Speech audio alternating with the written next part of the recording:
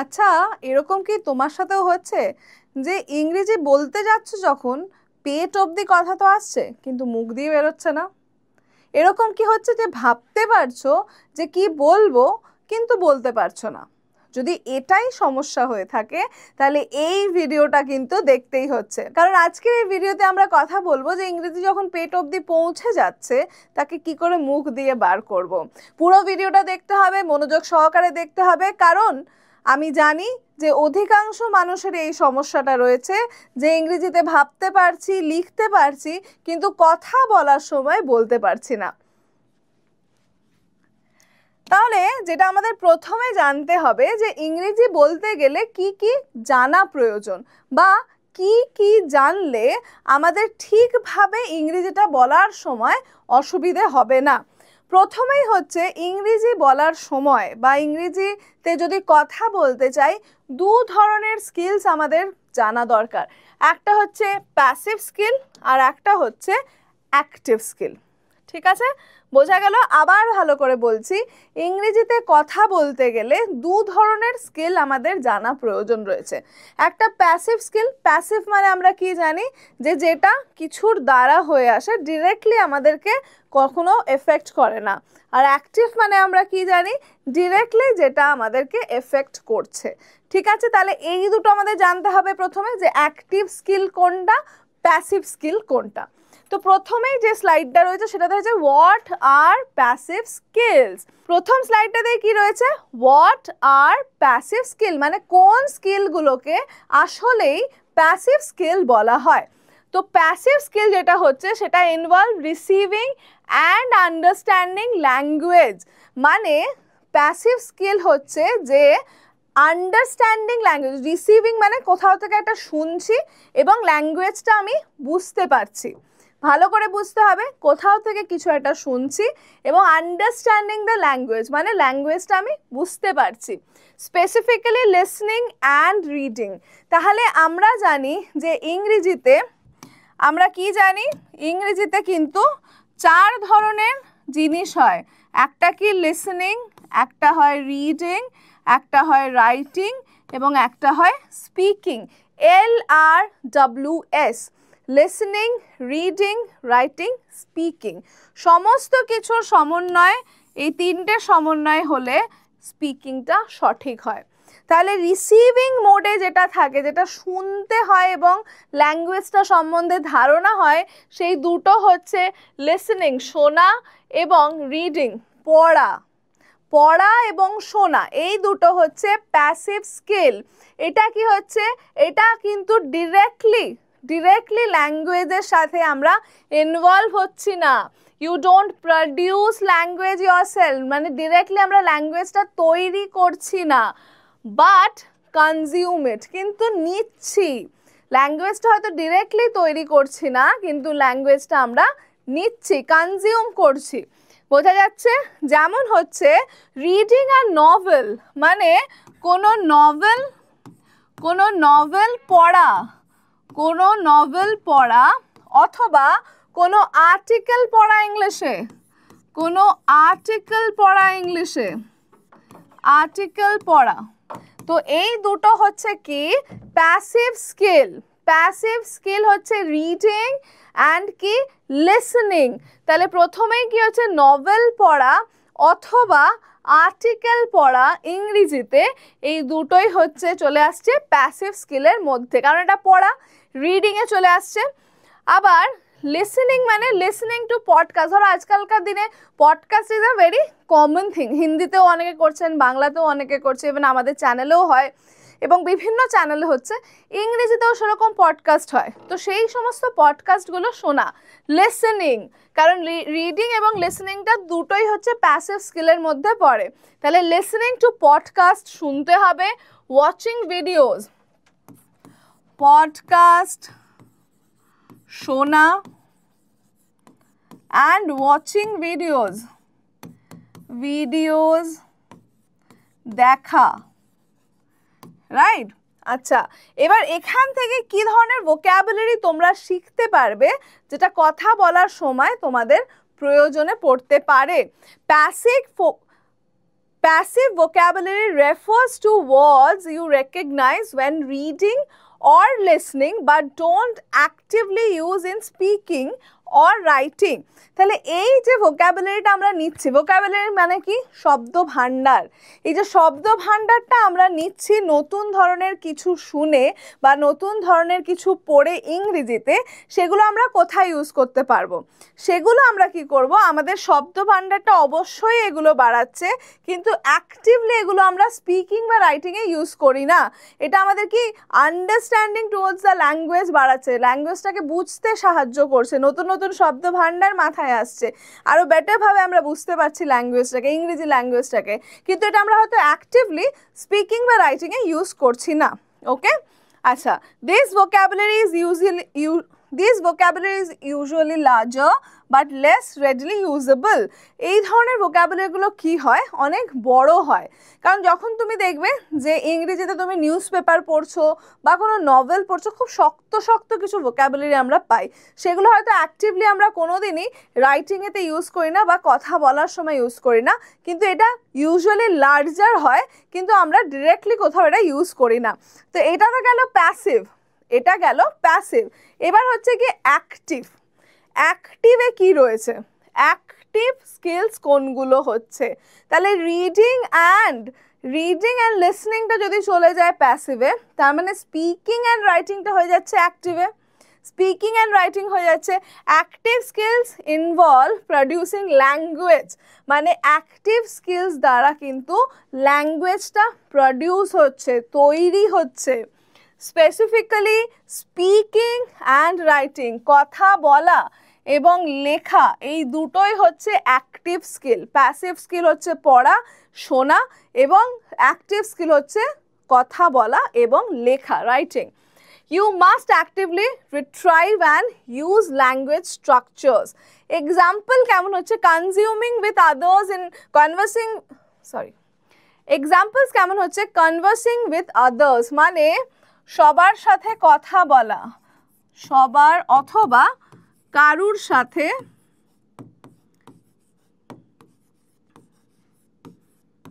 কথা বলা, রাইট? কারুর সাথে কথা বলা directly. Writing emails, essays or journal entries মানে ইমেল লেখা,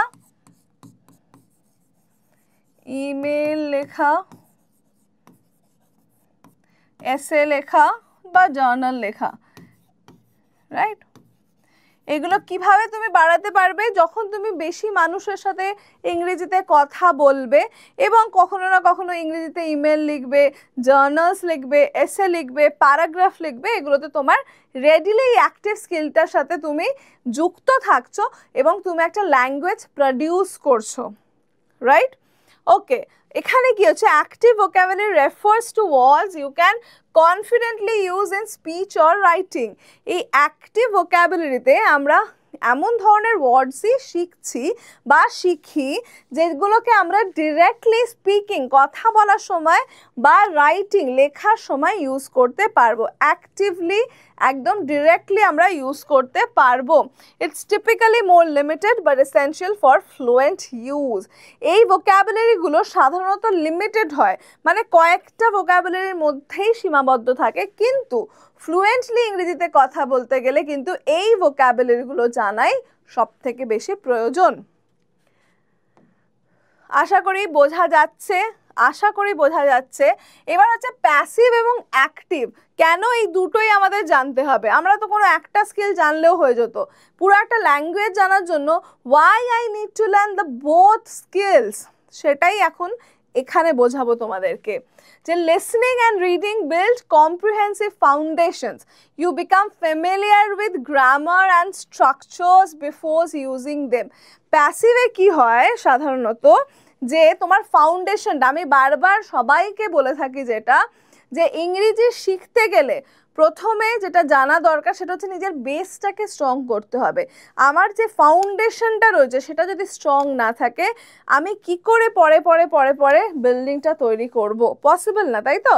যার ফাউন্ডেশন, যে বিল্ডিংয়ের ফাউন্ডেশন নেই সেই বিল্ডিং তো একসময় নড়ে যাবে।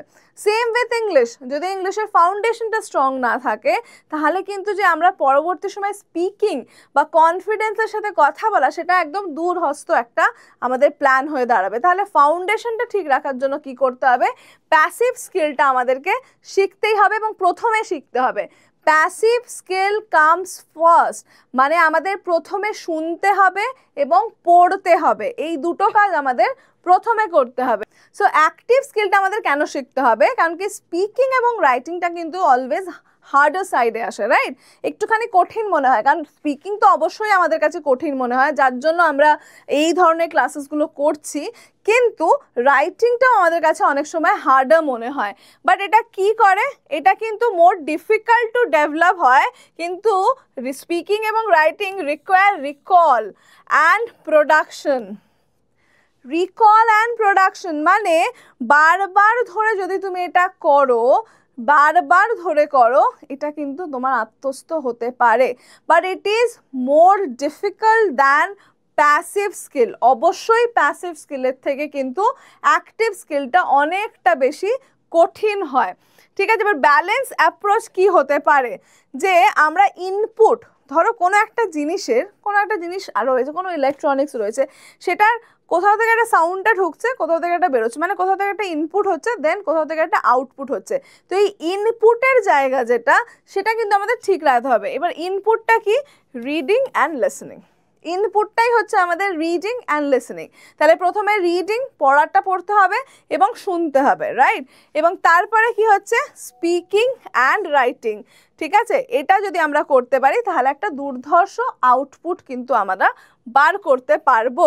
স্পিকিং, থিঙ্কিং, শ্যাডোয়িং, তিনটি সহজ কিন্তু শক্তিশালী কৌশল, রাইট? স্পিকিং, থিঙ্কিং, শ্যাডোয়িং, এমন কিছু প্রক্রিয়া আমরা শিখবো আজকের এই ভিডিওতে, যেটাতে করলে আমরা আরো একটু ইজিলি এই প্যাসিভ এবং অ্যাক্টিভ দুটো স্কিলকেই রপ্ত করতে পারি, খুব ইজিলি রপ্ত করতে পারি। যার জন্য তিনটে স্কিল বা তিনটে কৌশলের কথা আমরা শিখব। প্রথমে হচ্ছে স্পিকিং, থিঙ্কিং, শ্যাডোয়িং।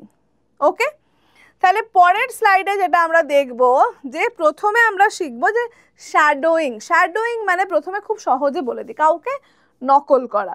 তুমি দেখবে শ্যাডো পড়ে, রাইট? তুমি কোথাও দাঁড়িয়ে আছো, লাইট থাকলে অপোজিট সাইডে শ্যাডো পড়বে তোমার। এবার শ্যাডোটা কি তোমার সাথে সাথে তোমার শ্যাডোটা, তোমার ছায়াটাও তোমার সাথে সাথে যায়। সেরকমই কাউকে ছায়ার মতো অনুসরণ করতে হবে ইংরেজিটা শেখার জন্য। সে যেটা বলছে সেইভাবেই বলার চেষ্টা করতে হবে। শ্যাডোয়িং হচ্ছে অবশ্যই একটা পদ্ধতি যেটা থেকে তোমরা অ্যাক্টিভ স্কিল মানে কথা বলা, রাইট, স্পিকিংটা খুব সুন্দরভাবে শিখে নিতে পারো। কি করতে হবে? যে নেটিভ, এবার নেটিভ কাদের বলা হয়? আমরা যেমন নেটিভ ল্যাঙ্গুয়েজ আমাদের কি বেঙ্গলি, আমরা বাংলাতেই পড়াশোনা শুরু করা, আমাদের বাংলাটাই মাতৃভাষা, প্রথম থেকে আমরা বাংলাটাই জানি, রাইট? কিন্তু যাদের মাতৃভাষা ইংরেজি তাদেরকে আমাদেরকে শ্যাডো করতে হবে, রাইট? তো প্রথম যেটা করতে হবে যে নেটিভদের মতো শ্যাডো করতে হবে। তারা যেরকমভাবে বলছে বিভিন্ন পডকাস্টে, বিভিন্ন মুভিতে, বিভিন্ন ইয়েতে, সেই রকম জায়গাগুলো আমাদেরকে একটুখানি মাথায় রেখে করতে হবে। এবার কি আছে, এই যে শ্যাডোয়িংটা করলে কি হবে? প্রথমে হবে যে মাউথ এবং টাং সঠিকভাবে ইংলিশ শব্দের অভ্যাস তৈরি করতে পারবে। ঠিক আছে, মাউথ এবং টাং, মুখ এবং জিহ্বার মিলনেই কিন্তু আমাদের কি হয়? শব্দ বের হয়, রাইট? মুখ এবং জিহ্বা মানে জিভের কথা যখন আমরা বলছি, আমাদের টাংটা কোথাও না কোথাও গিয়ে টাচ করছে এবং আমাদের সাউন্ডটা যেটা আসছে এটা মুখের দ্বারাই বেরোচ্ছে। তো এই দুটোর যদি আমরা সম্মেলন ঠিক রাখতে পারি, আমরা সুন্দরভাবে ইংরেজিতে কথা বলতে পারবো। শ্যাডোয়িং করলে এই জিনিসটা ঠিক থাকে। সেকেন্ড হচ্ছে প্রনাউন্সিয়েশন, রিদিম এবং ইন্টোনেশন। প্রনাউন্সিয়েশন তো আমি বারবারই বলি যে যদি নেটিভদের মতো প্রনাউন্সিয়েশন করতে হয়, যদি আমেরিকান অ্যাকসেন্ট দরকার হয়, যদি অন্য ধরনের অ্যাকসেন্ট, ব্রিটিশ অ্যাকসেন্ট দরকার হয়, যে কোনো অ্যাকসেন্ট দরকার হয়, তাহলে সেখানকার বাসিন্দাদের কিছু কিছু জিনিসপত্র শুনতে হবে। আমেরিকান দরকার হলে সেখানকার মুভি দেখতে হবে, পডকাস্ট দেখতে হবে, জার্নালসগুলো পড়তে হবে, এই ধরনের কিছু কিছু কাজ করতে হবে, রাইট? তো সেখানে কি হবে, প্রনাউন্সিয়েশনটা তোমার বেটার হবে। রিদম, ইংরেজিতে কথা বলার একটা রিদম রয়েছে।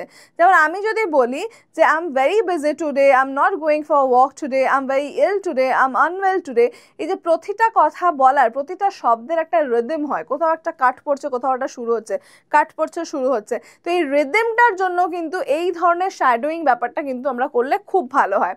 আর একটা কী হয়, ইন্টোনেশন। ইন্টোনেশন মানে গলাটা কোথায় উঠছে, গলাটা কোথায় নামছে, কোন শব্দের উপরে স্ট্রেস দেওয়া উচিত। যেমন রেকর্ড অ্যান্ড রিকর্ড, ঠিক আছে, একটা হচ্ছে নাউন আর একটা হচ্ছে আমাদের রেকর্ড, ক্রিয়া, ভার্ব, রাইট? কোনো কিছু রেকর্ড করা অ্যান্ড কোনো কিছু রেকর্ড রাখা, এই দুটোর মধ্যে পার্থক্য রয়েছে, একটা নাউন একটা ভার্ব।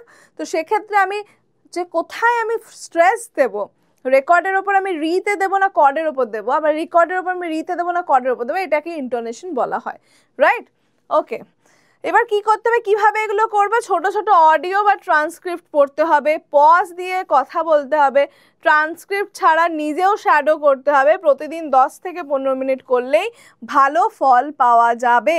এটা আমরা সবাই জানি যে প্র্যাকটিসটা খুব প্রয়োজনীয় বিষয়। যেটাই করছো, শ্যাডোয়িং করছো, নর্মাল বই পড়ছো, যাই করছো না কেন, ইউ হ্যাভ টু প্র্যাকটিস।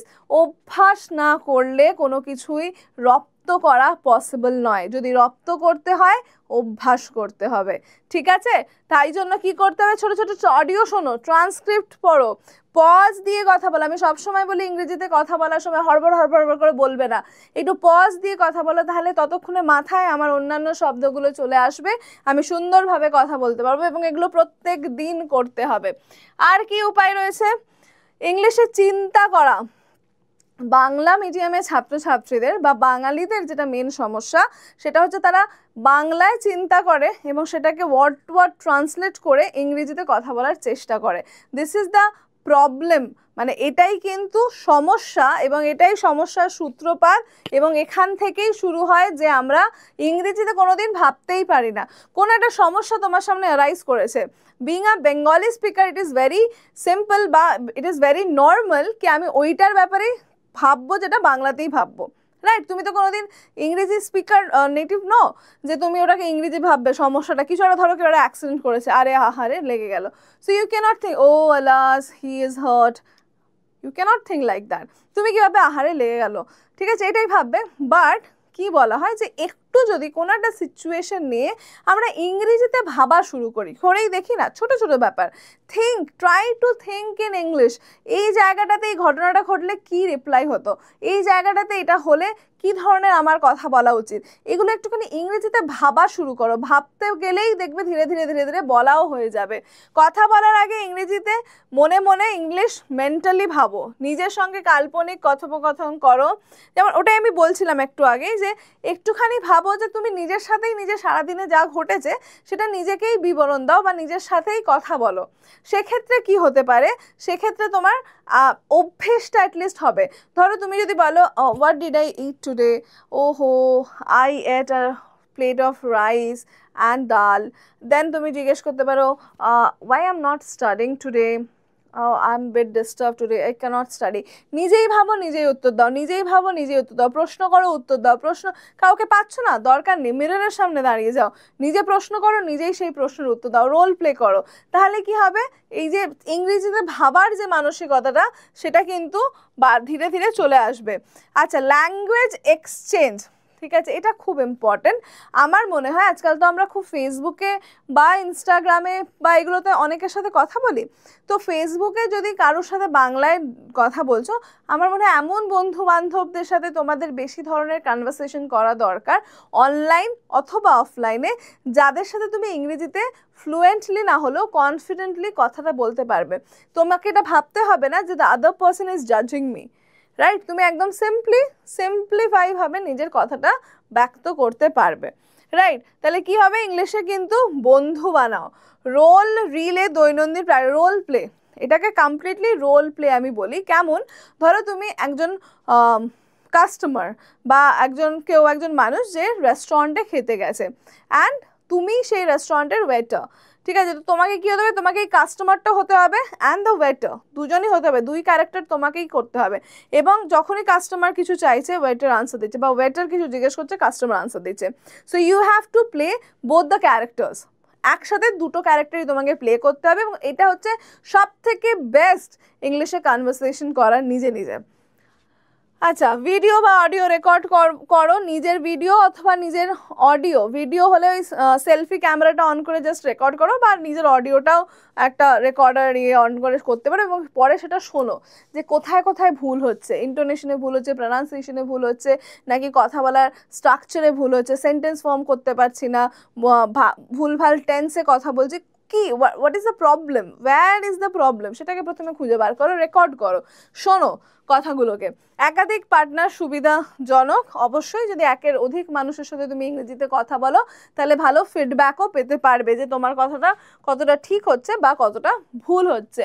আচ্ছা, রেকর্ড করে নিজেকে একটুখানি বিশ্লেষণ করো, মানে নিজেকে ডেসক্রাইব করো, কেমন করে, যে ক্যামেরা বা মাইক রেখে নিজেকে রেকর্ড করো। ভুল হলে ভয় পেও না, প্রতিটি ভুলই শেখার সুযোগ। রেকর্ড শুনে প্রনাউন্সিয়েশন ডেলিভারি বুঝে ওঠো, যেটা আগের স্লাইডটাতেই বলছিলাম, পরেরটাতে সেটাই একদম ডিটেলে বলা রয়েছে যে রেকর্ড তোমাকে নিজেকে করতে হবে, বা ভিডিও রেকর্ড করো, অডিও রেকর্ড করো, হোয়াট এভার ইউ উইশ, সেগুলো করে যেটা করতে হবে সেটা হচ্ছে তোমাকে শুনতে হবে যে কোথায় প্রবলেমটা হচ্ছে, যেখানে প্রবলেমটা হচ্ছে আবার রেকর্ড করো সেই জিনিসটাকে, করে আবার শোনো যে ঠিক হচ্ছে না ভুল হচ্ছে। এবারও যদি ভুল হয় try for the third time, তাতে কী হবে, ধীরে ধীরে দেখবে কনফিডেন্সটা বাড়বে। একটা সময় যখন গলা কাঁপছে কথা বলতে গিয়ে, ধীরে ধীরে দেখবে কথা বলাতে গলা কাঁপাটা কমে গেছে, কারণ it is now your habit. আমাদের মাইন্ড না খুব খুব সুন্দর বশীভূত করা যায়। যারা যারা ভাবে যে মাইন্ডকে বশ করা যায় না, মাইন্ডই এমন একটা জিনিস হচ্ছে যে যাকে খুব তাড়াতাড়ি এবং খুব সহজে বশ মানানো যায়। যদি একটা কিছু মাথার মধ্যে ঢুকে যায় যে you have to do this or this is your routine, you have to follow this, তাহলে তুমি দেখবে তুমি প্রত্যেক দিন ওই জিনিসটাই করছো। সুতরাং প্রথমে যেটা করতে হবে, নিজের মস্তিষ্ককে, মাথাটাকে শান্ত রেখে একটা রুটিন বানাতে হবে এবং সেটাকে অভ্যেসে পরিণত করতে হবে, রাইট? চলো, এবার হচ্ছে গিয়ে ফ্রি ম্যাটেরিয়ালস তোমরা এইসব যে করবে কোথায়, ইউটিউব অবশ্যই পেতে পারো, ইংলিশ পডকাস্ট থেকে পেতে পারো, right? Shadowing, thinking and exchange, এই যে শ্যাডোয়িং, থিঙ্কিং অ্যান্ড এক্সচেঞ্জ, যেটা আমি স্লাইডগুলোতে পড়ালাম, নেটিভ স্পিকারদের শ্যাডো করো, ভাবো, ইংরেজিতে ভাবা শুরু করো, সিচুয়েশন এলে সেটাকে ইংরেজিতে ভাবতে শুরু করো, কাউকে বলতে লাগবে না, নিজের মনের মধ্যে বলো, ভাবতে শুরু করো। অ্যান্ড থার্ড কি হচ্ছে গিয়ে এক্সচেঞ্জ, কোনো এমন মানুষের সাথে কথা বলো যারা ইংরেজিতে কথা বলতে পারে বা জানে, তাদের সাথে কথা বলা শুরু করো। এই তিনটে প্রসেস হচ্ছে বেস্ট। প্রত্যেক দিন সকালে 10 থেকে 15 মিনিট এটা করো, বিকেলে যদি সময় থাকে আবার 10 থেকে 15 মিনিট এটা করো, রাত্রেবেলায় যদি ঘুমোতে যাওয়ার আগে সময় থাকে আবার 10 থেকে 15 মিনিট করো। And I can guarantee you within 21 days এটা তোমার রুটিনে ইনক্লুড হয়ে যাবে। Then whether you have time or not, you will do this, তুমি এটা করতেই থাকবে। ওকে, আচ্ছা, দিনে 1 থেকে 2 মিনিট একটু ইমাজিনারি কনভারসেশন করতে চাও, এবং সপ্তাহে একবার পিওর এক্সচেঞ্জ। পিওর এক্সচেঞ্জ মানে কি, যে পিওর টু পিওর কম্পেয়ার, মানে মানুষের সাথে কথা বলো, নিজের সমবয়সী লোকজনদের সাথে ইংরেজিতে কথা বলার চেষ্টা করো, and make it a habit. Okay, আচ্ছা, অ্যাকশন প্ল্যান আমি দিয়ে দিয়েছি, আমি জানি না তোমরা এটা কতটা মানবে, কারণ স্টুডেন্টদেরকে যখনই আমরা বলি যে এটা করো ওটা করো, বলে ম্যাম বড্ড পড়ার চাপ, ম্যাম এরপরে আর কিভাবে করব, ম্যাম এটা তো হবে না। এর চক্করেই আমি একটা বানিয়েছি তোমাদের অ্যাকশন প্ল্যান। এটা তোমাদের জন্য, তোমাদের কথা ভেবে বানানো হয়েছে, আমার মনে হয় না তোমাদের খুব একটা অসুবিধে হবে। আজকে থেকেই তোমাদের শ্যাডোয়িংটা 5 থেকে 10 মিনিট শুরু করো, মানে কোনো নেটিভ স্পিকারকে শোনো এবং পরে পরে তার একটা কথার পরেই সেই কথাটাকে তার মতো করে বলার চেষ্টা করো। আর কি করবে, নিজের ভাবনা ইংলিশে ভাবো, ডে রুটিন বা কাজ নিয়ে। ধরো সকালে তুমি অফিসে যাও, এই যে অফিসে যাওয়ার আগে যে রুটিনটা, তুমি সকালে ওঠো, ব্রাশ করো, তারপরে তুমি ব্রেকফাস্ট করো, তারপরে তুমি লাঞ্চ প্যাক করো, তারপরে তুমি অফিসের জন্য বেরো, এই যে একটা রুটিন রয়েছে, এই রুটিনটাকে তুমি ভেবে নাও ইংরেজিতে মাথায়, রাইট? আর কি করো, ল্যাঙ্গুয়েজ পার্টনার খুঁজে নাও। এখানে দুটো রয়েছে এমন অ্যাপ যার মাধ্যমে তুমি ল্যাঙ্গুয়েজ পার্টনার খুঁজতে পারো। ভয়েস বা ভিডিও রেকর্ড করে অনুশীলন করো, এটা আমি বারবার বলছি, এটা ভীষণ ভালো ট্রিক। আমি আরেকটা ট্রিক তোমাদের বলেছিলাম, দ্যাট ওয়াজ তোমরা রোল প্লে করতে পারো বা তোমরা নিজেদের মিররের সামনে দাঁড়িয়ে কথা বলতে পারো। সেই রকমই কিন্তু এই জিনিসটাও খুব হেল্পফুল হবে তোমাদের জন্য। ভয়েস বা ভিডিও রেকর্ড করে নিজেই সেটাকে অ্যানালাইজ করো এবং নিজেই নিজের ফল্টগুলোকে বার করে তার উপরে ওয়ার্ক আপন দোজ। প্রতিদিন কনসিস্টেন্সি চালিয়ে যাও, ভয় না পেয়ে একটু একটু করে। এটাই হচ্ছে মূল বক্তব্য, মূল কথা, যে কনসিস্টেন্সি ইজ দ্য কিং। যদি তুমি প্রতিদিন কোনো একটা কাজ করছো এবং খুব মনোযোগ সহকারে করছো এবং ভালো না লাগলেও করছো, সময় না পেলেও করছো, শত কাজের ব্যস্ততার মধ্যেও করছো, দেন ইট বিকামস ইয়োর হ্যাবিট। এবং এই হ্যাবিটকে কোনোদিনই দূর করা যায় না। তাই জন্য consistency is important, consistency is the king. এবং এটাকে যদি তোমরা রাখতে পারো, ইংরেজি কেন, যে কোনো ল্যাঙ্গুয়েজই খুব কম সময়ের মধ্যে শিখে যাওয়াটা কোনো বড় ব্যাপারই নয়। তাহলে আজকে যেটা আমরা পড়লাম, যে আমরা ইংরেজিতে কি করে কথা বলতে পারবো, কোন স্কিলসগুলো আমাদের জানা প্রয়োজন, কিভাবে অ্যাকচুয়ালি কাজ করলে স্পোকেন ইংলিশটা অনেকটা সহজ হয়ে যাবে আমাদের সবার কাছে। ক্লাসগুলো কেমন লাগছে, এই ভিডিওসগুলো তোমাদের কেমন লাগছে, আদতেই তোমাদের স্পোকেন ইংলিশের জার্নিতে একটু হেল্প হচ্ছে কিনা সেটা কিন্তু অবশ্যই কমেন্ট করে জানিও। আমরা কিন্তু প্রতিনিয়ত অবরত তোমাদের জন্যই কাজ করে চলেছি, তাই আমাদের একটু ফিডব্যাক অবশ্যই প্রয়োজন পড়ে যে কেমন লাগছে তোমাদের এই ভিডিওগুলো।